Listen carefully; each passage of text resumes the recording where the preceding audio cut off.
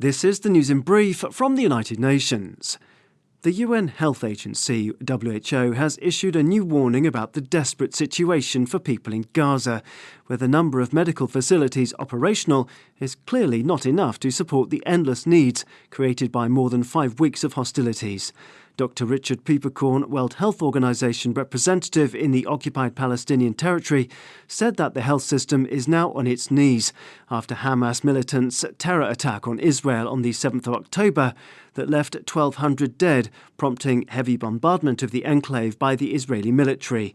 Around 240 people are still being held hostage by Palestinian militants inside Gaza.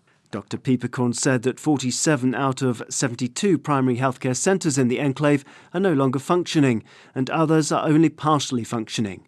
Close to 75% of hospitals are no longer operational, he told journalists in Geneva. Before the conflict, we talked about 3,500 hospital beds, and today we talk about an estimated 1,400. Based on our plans, the need at the moment would be 5,000 beds. In a related development, a top independent UN-appointed rights expert urged Israel to allow clean water and fuel into Gaza before it's too late. Pedro Arrojo Agudo, UN Special Rapporteur on Human Rights to Safe Drinking Water and Sanitation, said that every hour that passes, Gazans were at risk of dying of thirst and diseases related to the lack of safe drinking water. Dangerous roads and traffic accidents cause 1.35 million deaths and 50 million injuries every year. And it's about time we did something about it, UN Secretary-General Antonio Guterres has said. In a message to highlight World Road Traffic Victims Remembrance Day on the 19th of November, the UN chief said that governments must do more to prevent these entirely preventable tragedies from happening. 3 years ago, the United Nations launched a global bid to halve the number of road deaths.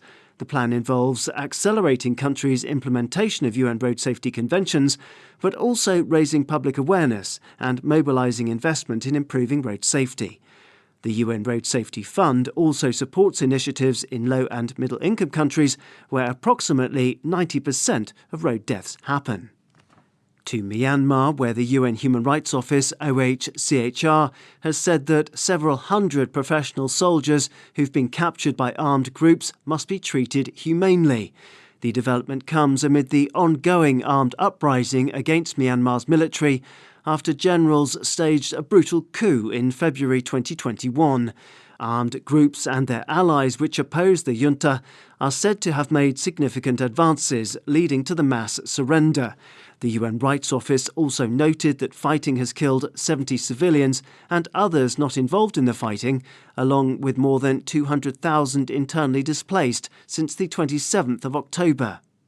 Grave risks remain to ethnic Rakhine and Rohingya communities, warned spokesperson Jeremy Lawrence, who expressed alarm at renewed fighting between the military and Arakan army in Rakhine State after an informal 12-month ceasefire. Daniel Johnson, UN News.